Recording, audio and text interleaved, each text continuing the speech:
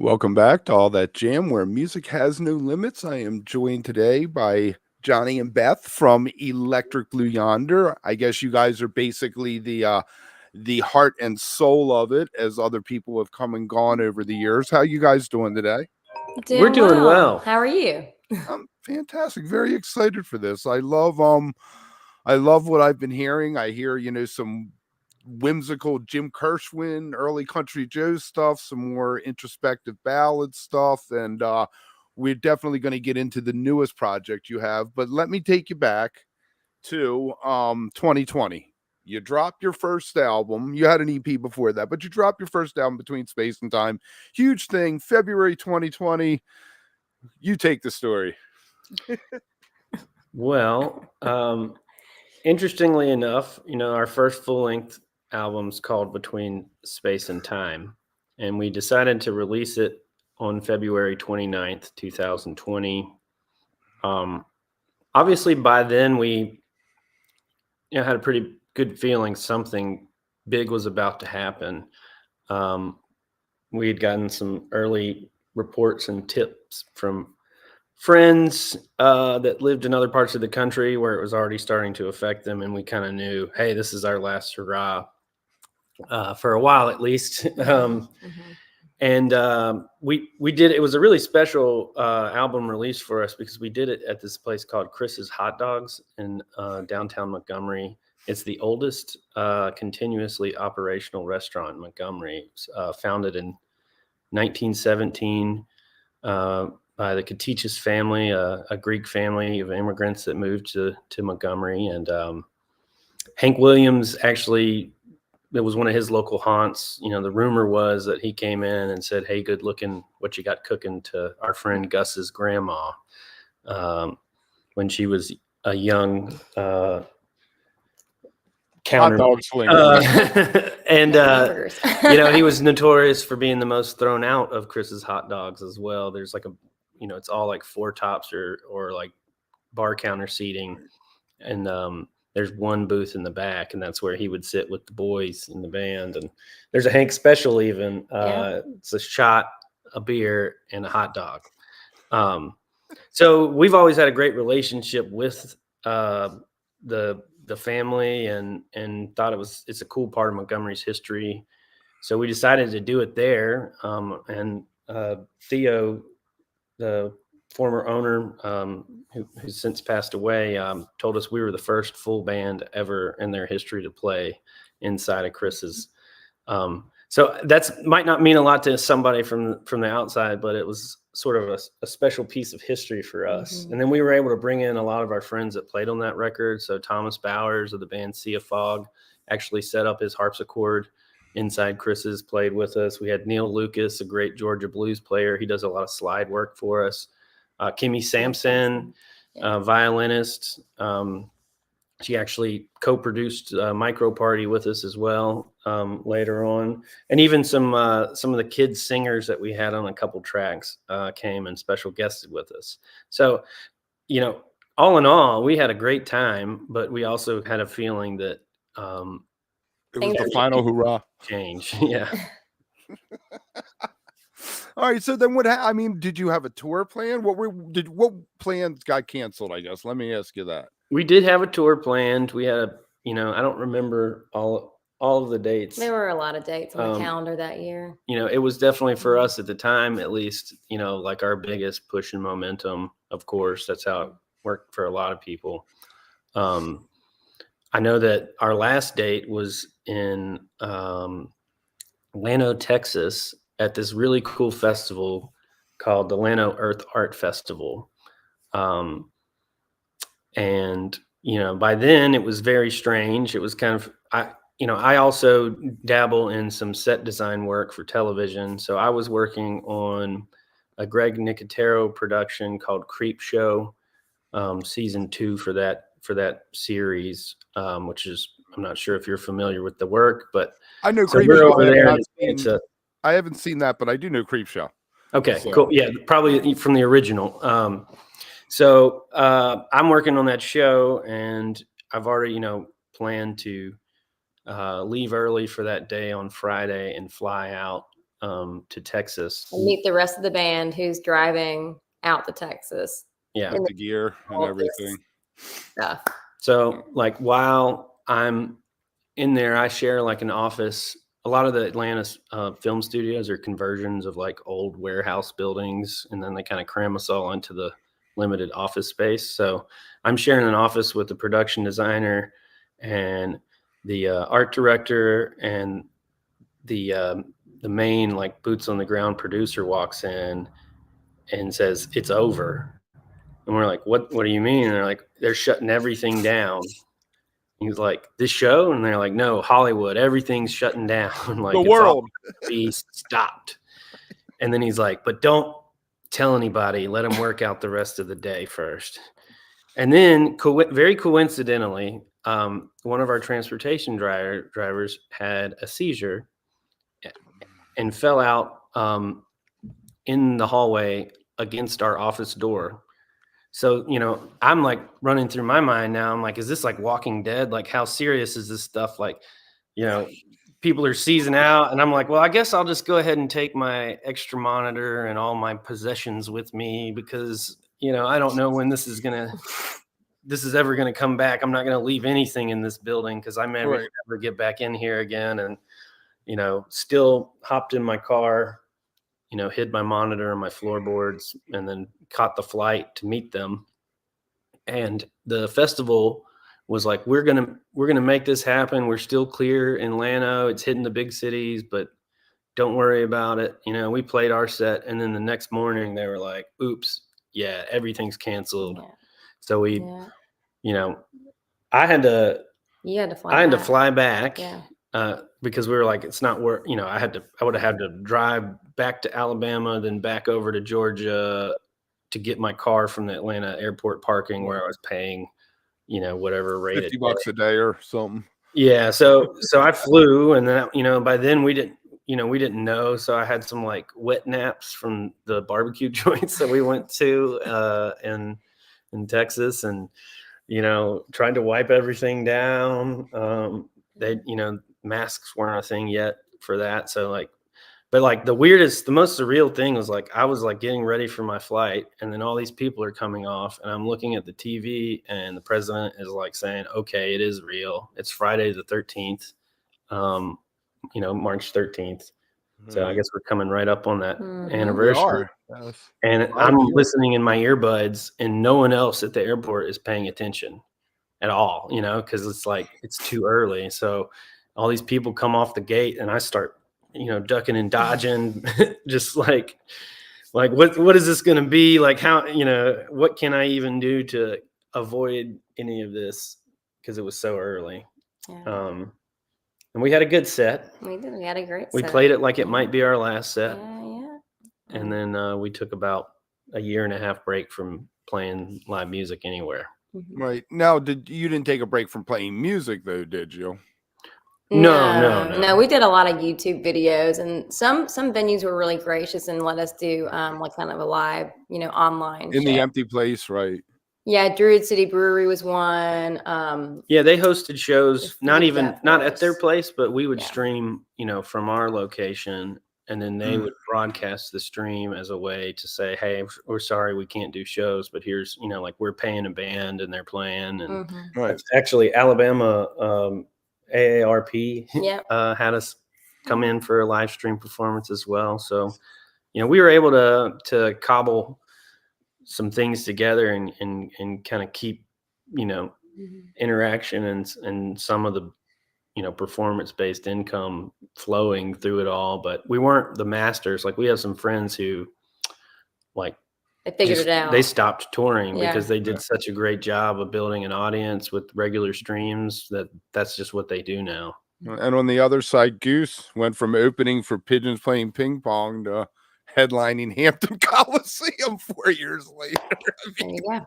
Right. I mean, and there's several great artists that really embrace Billy Strings. Billy Strings. Yep, absolutely. Yeah.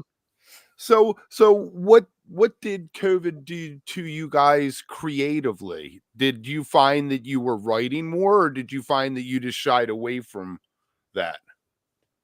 Oh, we wrote a lot more. I mean, we had already been kind of in this period of, you get to the album release and you've already got 20 new songs that you're ready to start working on. And we'd also been out on a tour back in that September of 2019. That's where the idea of the Micro Party live record or Micro Party album for the Young and Young at Heart began. And so we had this concept already. All right, we're going to write a record oriented towards children, but also something that grandparents, parents, anybody else can enjoy. Yeah, and I think we had like 3 songs maybe going into COVID, and then wrote the rest of the album. Wrote Morning Sounds, our second full-length album. Wrote a lot of the songs that are on the live record as well during that time. Yeah, it was a very creative period for us, for sure. And I would say that I used to be better at social media before COVID. I felt like, this is my duty to stay connected to my fans, our fans. And then I got more introspective about what all this means and what it really means to be an artist. And, the breadth of our work is our lifetime, and the grand scheme, one social media post doesn't really matter that much. Even though one social media post might be the thing that makes you go viral. I just came to terms with the fact that that's really not how, we want our story to play out. I would take it, obviously, but we're not going to be out there digging anymore in the same kind of way that I might have done before the world changed. Right. You guys should get on Blue Sky. Blue Sky is like Twitter was in 2010. Yeah. Very open, very mellow, very supportive, to say the least. So let me ask you, how do the songs happen? Does the music come first to the lyrics? Does it depend on if it's a Tuesday or Wednesday?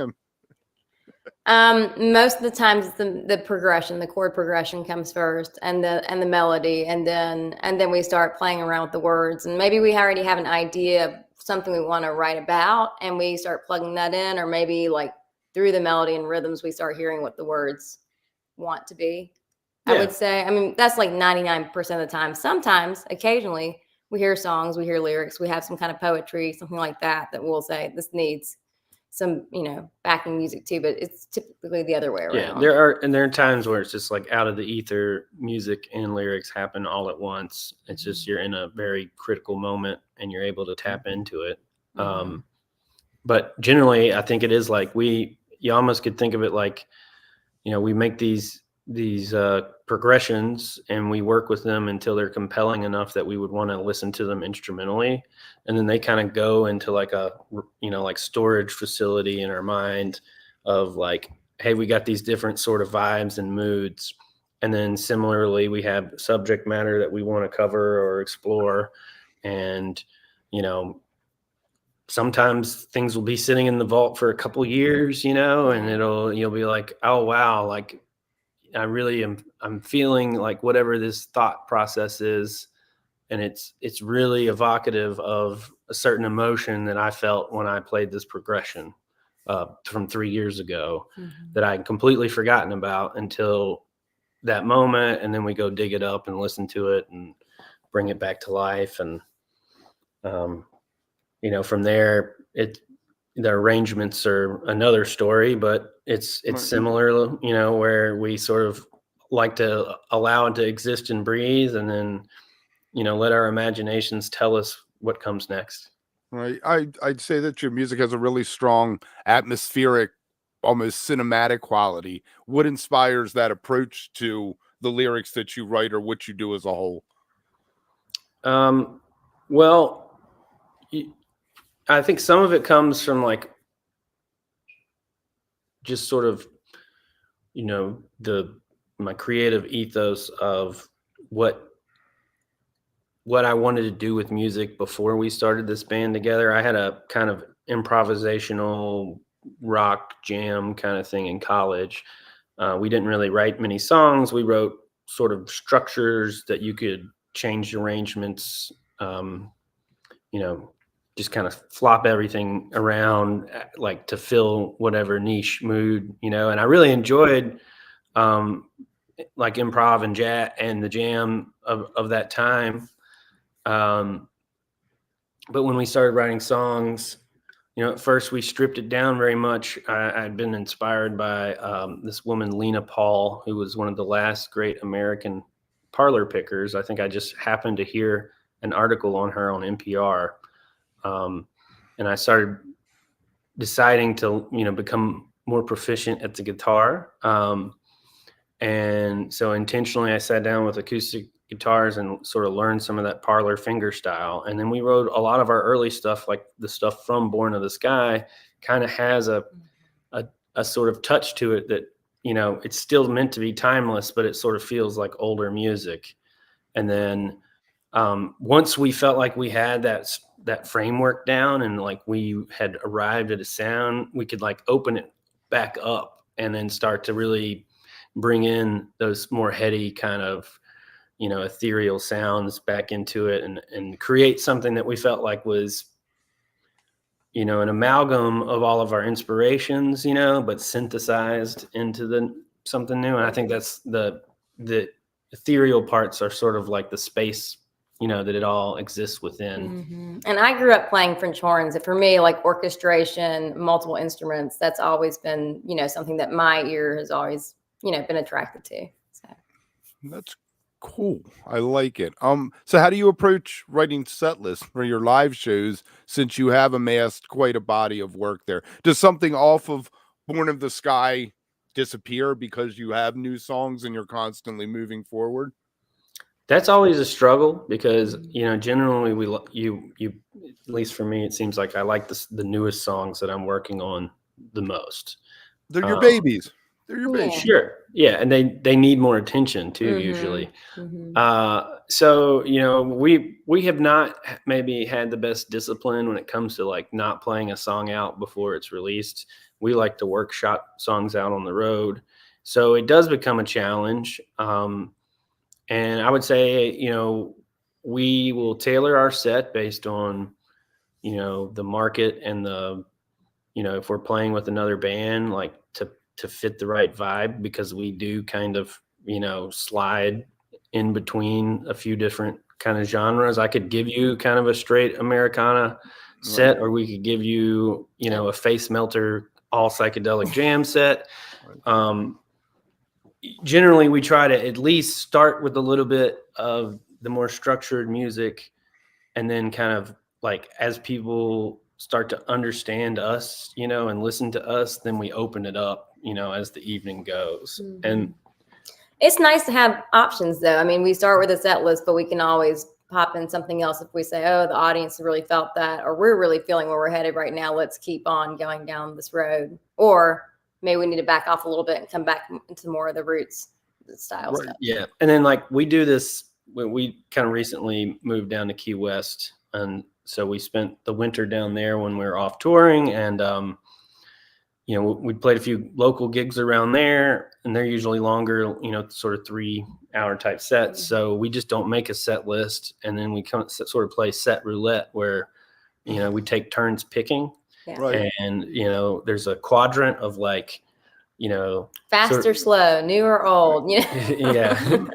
And we just sort of, usually we end up picking each other's songs for each other when we do that. But it is kind of hard. It's like, in our dream world, we'd build up the fan base where we could do, the double set shows like many other great jam bands. And then 2 nights, so you have 4 sets, and you can run through a whole catalog then. Right. Yes, exactly. Yeah. And we have about 2 albums worth of unreleased material that we need to work through too. Right. So, that catalog's still growing.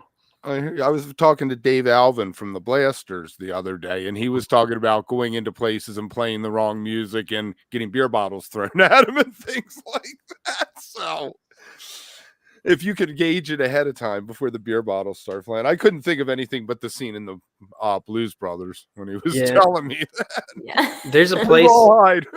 There's a place in North Alabama called the Rattlesnake Saloon. That's built underneath a limestone shelf. So the stage is like kind of in a cave, and it's got those vibes. We had a friend sitting in with us. Is Jimmy Teardrop. He's the lead guitarist for Drayton Farley. This was a few years ago though, before he tagged up with him. But he is like the quintessential country music, like chicken picking like just badass guitarist, and we're playing John Prine, and some kid walks up and is like, "Could you play some real country?" And we're like, "Well, I don't really know what to tell you if John Prine isn't real country for you." I do not know the Tractor song. Sorry, guy.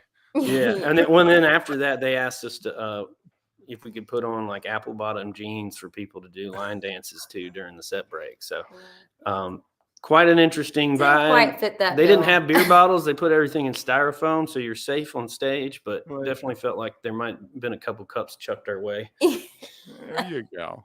So let me ask you, you just released a single video, Sun and Shower. Does that show up on set list? And then let's dive into why it might or might not. You know, it does. And I would say earlier on in the development of the music, it showed up a lot. It's a lot of fun to do that song. It's got this sort of staccato thing, and really very catchy. Yeah, sort of tight harmony thing going on. So it's fun for us to do, especially like if we're playing an acoustic set. We love that song. We've done it a lot more recently than we had in some time because of the release. But I think that's because there's other songs on the album that are kind of like more rockers. And we tend to, it's like if it's an adult set, we might play 2 or 3 of the micro party songs. And we tend to lean into the more rockin' songs just because that's the vibe of the set usually when we're playing those.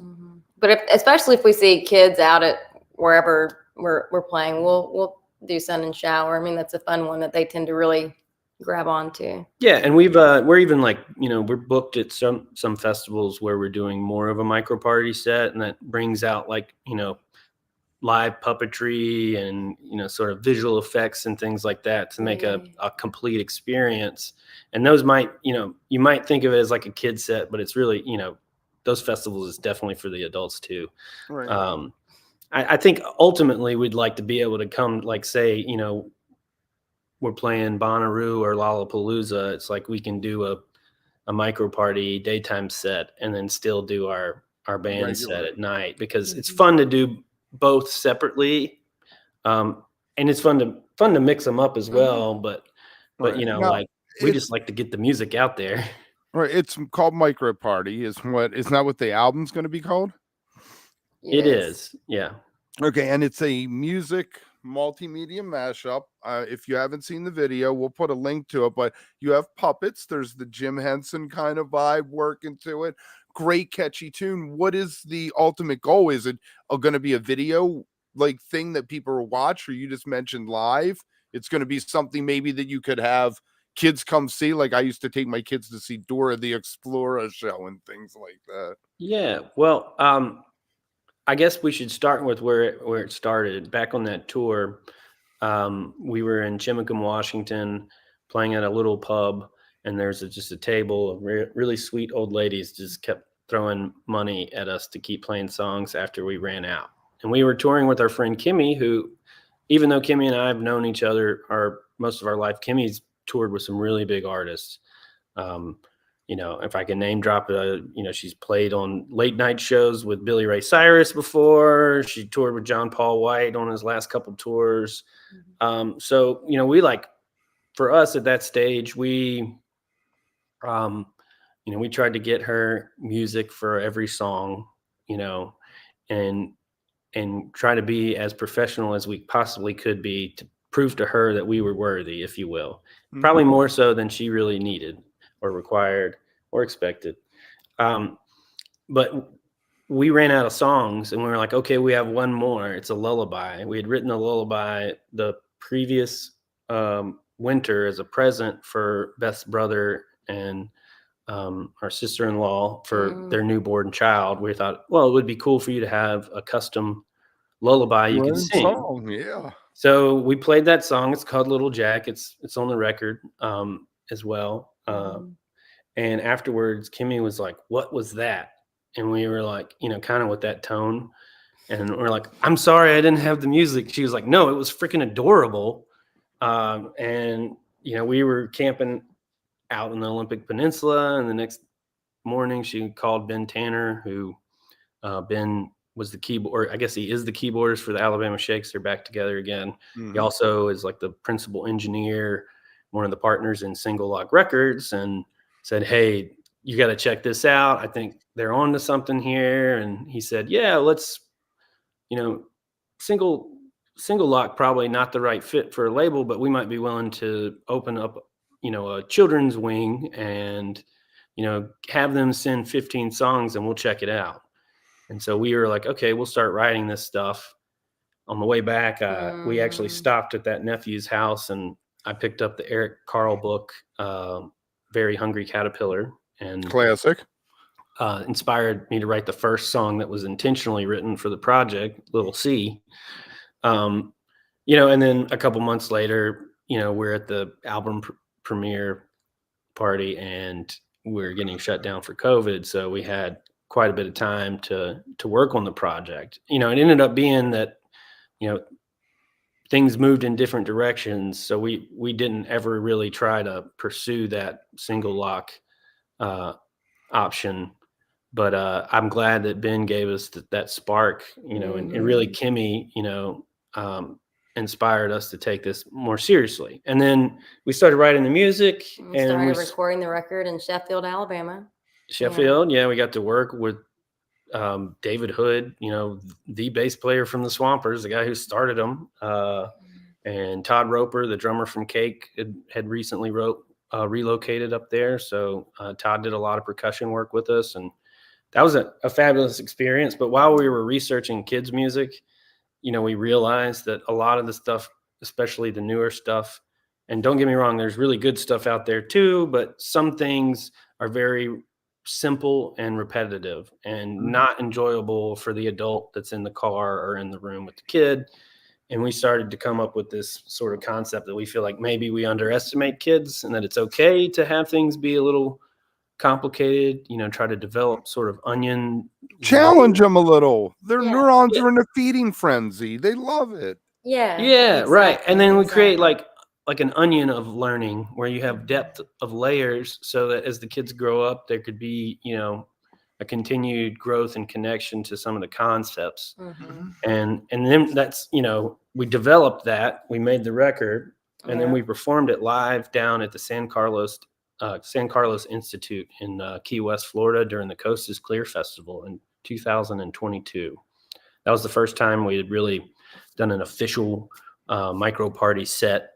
And it was something I had talked with Billy Kierans, the festival director, about. He was wanting to do something that was more locally oriented. We wanted an outlet to try this out.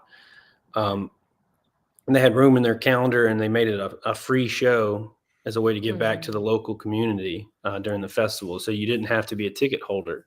Well, it turned out to be hugely widely successful. Yeah, it was a couple hundred people in attendance. And then we met Lauren Thompson, the director of Bravo Theater, a theater program that does children's theater down in Key West. And she was like, she came to the show and she was like, "You should really write a musical. This is amazing." And we said, I've never thought of that. But luckily for us, our bassist Russell's wife, Adrian, is a playwright. So we sat down with Adrian and we started adapting some of the themes and stories that we'd been developing into a stage play.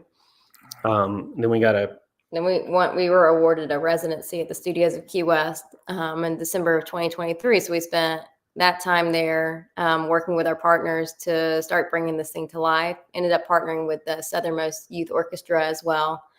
And then we premiered the musical in February of this year down in Key West. So in our story, that's where we are with it. We actually premiered the show the same day that Sun and Shower video and song premiered on all platforms, sort of as a celebration of what's to come with Micro Party.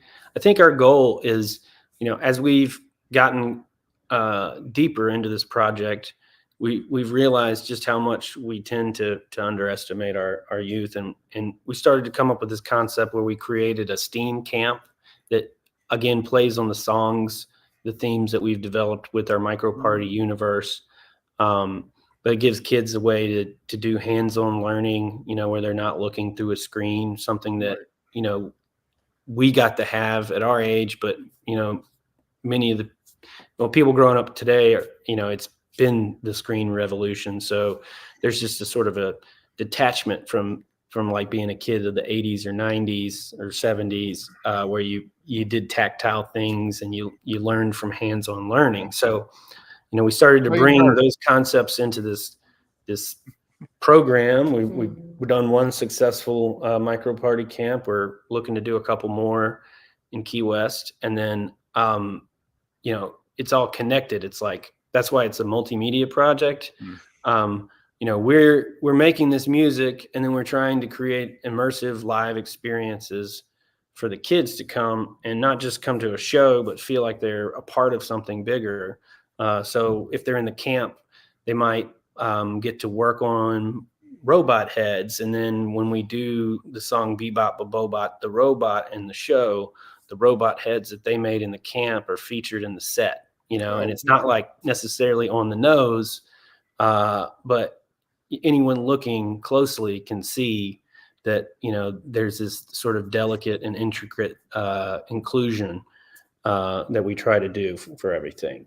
So to answer your question, in the dream, of dreams, we would be able to bring both the stage show and the camps to different communities, and then sort of plug and play, like where we partnered with Bravo Theater and the Southernmost Youth Orchestra in Key West. We would find other local organizations that we could partner with.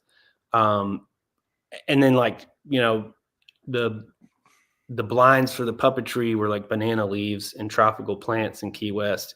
If we're going to do, let's say we do one out in the Rockies somewhere, like, we're going to change that and like try to incorporate the spirit of the locality, into the program of what we do.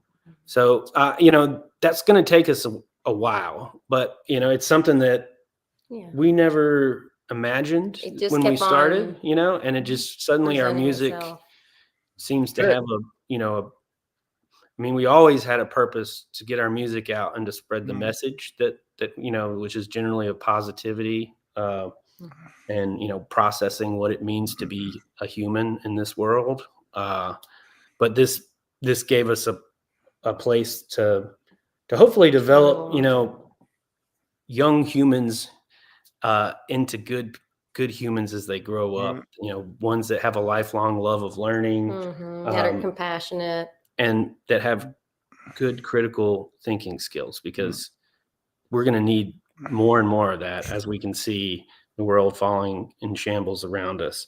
But I will say adults also enjoy the production. We had a lot of adults come to the show, and you'd be surprised that who's willing to like put on some butterfly wings and dance around once they feel invited and safe, right?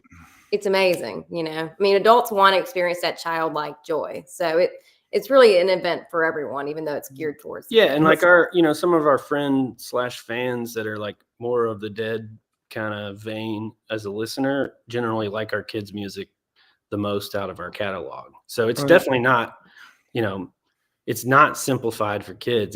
It's like what Jim Henson did, maybe more so with like Dark Crystal than Sesame Street, but there's that layer of depth where, this is a show that a kid can watch and enjoy. And then, there's some deeper messages in there for the adults to remind them, as well. Layers. Yes. The best stuff has layers. My kids used to love watching Phineas and Ferb on the Disney Channel. And my God, there are so many layers and jokes. The Flintstones too. Yeah. I mean, when I was a little kid and watched the Flintstones, it was funny because it was a cartoon. When you get older, you're like, wow, this is like talking about women's lib, and there's all kinds of these undercurrents running through it. It's pretty crazy. So let me ask you, what was the biggest challenge trying to graft a story onto a group of songs that you had already written? I think probably it's that there's so many stories to tell with Micro Party. Like, several of the songs could become their own arc in themselves. And that's really what we're learning. Like this first iteration, you could almost imagine it like a variety show. So Beth and I were the hosts. We had like a living room set Then we had a main stage. It was sort of the Imagination Land, portion of it. And then we had sort of the band orchestra pit for the youth orchestra to perform in. And, we've looked at that, and that's for the next iteration of Micro Party. What we'll likely do is take one of the song's protagonists and then make them the lead character, and then have them carry the arc of the story throughout.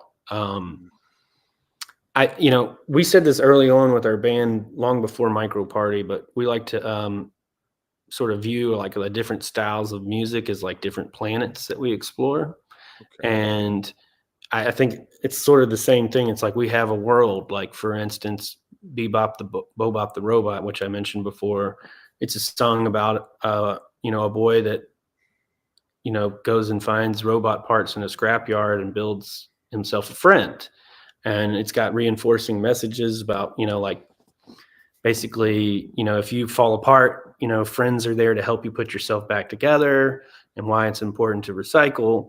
But there's an arc there where once Michael assembles Bebop can take Michael on exciting, journeys exploring, and run into some of the other characters that exist in the other songs. I guess I'm workshopping this with you right now.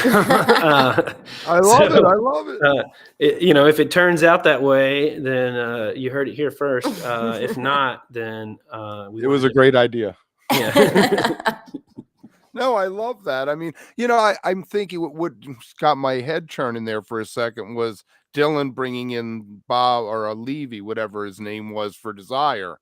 And the way, all of a sudden songs like Joey appeared and things like that had, were so much more complicated, I guess, with the stage direction and all. I love it. I love it. So what is the next step for that? The album comes out when? April 25th. April 25th. And we're going to be able to get this, on Bandcamp, or there physical copies? What's the deal? There's physical copies coming, still in production with the vinyl, but we have CDs, already in transit. And then, we're talking with a couple other locations about bringing more of the live show of Micro Party as the first iteration. We've done a couple in a few different places, like up in the Catskills a couple years ago. Yeah, we'll be doing one at a festival called Playthink in June, which is in Edmonton, Kentucky. It's a really, really, really cool festival. We're excited to do that. Yeah, that's like a family-friendly festival that's like also flow sort of oriented. So, it's a lot of late night dancing and partying, and people already are into puppetry and that sort of expression. So we're excited to bring that version. I equate it to Rocky Horror in some ways. Like it started off as a band set. Toast. Yeah. Yeah. And then it kind of grew into the stage show, and then it grew into the musical from there. And so for now, for us, we're bringing it in various forms with what works, with the means that we have right now. But like we are talking to other theater companies and hoping to secure program slots in a few different markets. So eventually, maybe say 2026, you'll start to see more Micro Party theatrical performances pop up around the country. There you go. That sounds like a plan. If we're going to find out about this over on electricblueyonder.com, is there a separate thing for Micro Party, a separate website, or everything's just connected to that guy?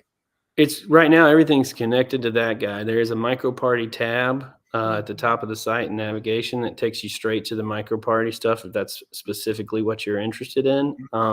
For us, it's a concept album, and I think there'll be more concept albums that follow suit. But that's something I guess we haven't really chatted about much. Like our first record, Between Space and Time, was sort of just this like an assemblage of songs that we had written as we were figuring out who we were. Beth and I were performing in a reiteration of that old jam band that I had, and we started writing songs, and members of that band were like, whoa, this is this is something here. Like, we should stop doing this, and you guys should go focus on that. We wrote for 2 or 3 years. Yeah, it's pretty weird to have a band quit and tell you guys were too good for me, man.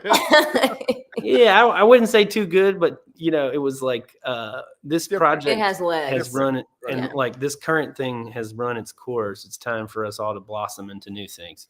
So we started working on that, and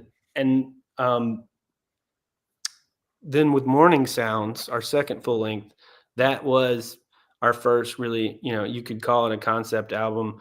The songs were written with intention to flow one to the next. That actually it's a mourning and like grieving mourning, and it sort of follows in our minds this metaphor of like, you wake up after a night, a dream of just the best possible night you could have, but you wake up on a life raft floating adrift in the ocean with like no land in sight. And then you go through all the emotions, like the panic, and then the anger, and then the despair, and then you might sink to the bottom of the ocean for 1,000 years. But getting back into metaphors, but then through that processing of loss or grief, and the hand of friendship sort of grabs you and pulls you back up, and you find yourself perfect as you are. We have the second side of that record is the Perfect Suite, which is explores what it really means to be perfect in our imperfections. And that last tune is called Rising Tides, because together we can lift each other up. And it's so like we really got into concept stuff with that record. And then we made Micro Party before we released, or before we recorded Loved and Lost, the live record. All right. Those were just additional songs that we're collecting, and we were like, these don't really have necessarily a direct place with the Micro Party record. And they're songs that are still, they have passion and meaning to us, and they don't exactly fit into the like science fiction lore that most of the rest of Electric Blue Yonder stuff fits into. So in a similar way, that's like it's somewhat of a concept album for us too. That's a collection of love song laments and breakups, stripped down and raw. Yeah, very raw. Which is, as some of our fans had been asking for us after we put out Between Space and Time, the people that saw what we were doing from the get-go, who really enjoyed our harmonies and our stripped down stuff, asked us to do that. So, but so you guys got a whole nother pile of songs. Does the next album that comes out, is that Electric Blue Yonder, not Micro Party? I think so. We don't have dates on the calendar scheduled yet, so it could always change. But we worked with Danley Murner up in Muscle Shoals, Florence area, to record and engineer Micro Party. And we ended up connecting with Kevin Ratterman of originally of La La Land Studios. Now he's oh my gosh. Yeah, I'm trying to remember the name of the studio too. Invisible Island. There it is, yeah. Outside of LA. And he mixed and mastered the record for us, and we struck up a conversation, and we felt like there was something there. So we've been developing a record. I guess we could probably say it's called It Takes All Kinds, and it explores the different kinds of humans that exist. Strength through diversity, right? Yeah. Yeah. So that's the next record. Can't say even that we'll definitely I hear record it out with Kevin just yet, because we don't have the dates in the calendar, but that's what we're working on right now. The crazy thing about being songwriters, which you guys do, it always seems like you have an album in the can, but you also have another album, and then by the time, which is, I guess, not a bad problem to have, and maybe you come to an end. I saw an interview with Springsteen, and he's like, I don't write songs anymore because I don't have anything to say anymore. And I'm like, you are 75, 80-year-old rich guys, so I guess I can see that. Yeah. We still have a lot to say. I can tell. Yeah. I can tell. I love it. And now you have two tracks almost, with the micro party thing. I'm very interested to see where that goes. That's the kind of thing that if this were the 80s or the 70s, you guys would have a TV show with that kind of thing. I mean, that was like right up the alley. And I love the video. You guys got to check the video out, everybody watching, because that's a real, I think I haven't seen the rest of the show or the live experience yet, but it's really good. It's really fun. If I had little kids, I would turn them on to it, but mine are 21 and 18. So, well, maybe in a couple of years they'll have little kids. I hope not, because then I'm really old officially. God help me. Anything else you guys want to throw out? I would say one thing that really blew my mind with making the children's oriented music was that Electric Blue Yonder does have like there's a tone. There, I guess there's some ego in it. It represents us and who we are. And when we started making music for Micro Party, we really were opening a door to unlimited creativity. Like any of the hesitations that I might have because of ego, like, does that sound cool or not, are out the window. And it ended up just making us better musicians. It didn't really, it just freed us to be able to think that more widely and broadly about how we approach music. And I'm very grateful that we stumbled upon that, because I feel more complete now. Yeah. The next single drops this Friday. It's That called is true. Roly Poly, and there's a cute little animated video coming out on that YouTube channel. Yeah, Right. directed by the Who same do you- artist. What's the name? I was going to say, who do you work with? It's our friend Dustin Timbrook. He's a great animator. He's based out of Atlanta, Georgia now.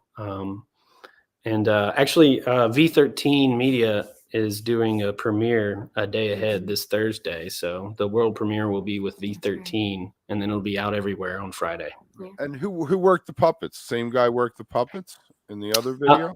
In the video, yeah, Dustin and his wife, Molly worked the puppetry. And Molly, they were actually going through a pregnancy at the time. So it was like a kind of a serious endeavor for them by the end of it. But they finished masterfully. And, I feel like we were picking up the puppets. Well, I guess the baby had already come, but they finished like 2 weeks before labor or something. And, it was like, it's wild. Just in the nick of time. And if you do come to a live show, the puppets will likely be there. They might make an appearance. That's Nice. true. Nice, very nice. All right, we're gonna put links down in the bottom. Everybody watching, go check these guys out. You guys, please hang out for a minute. I'm gonna run an outro. Everybody out there, make sure you find us on socials at All That Jam Pod, on all the social places. YouAdded.com. You got our website, and remember, stay beautiful, but don't stay underground too long. We'll see you soon.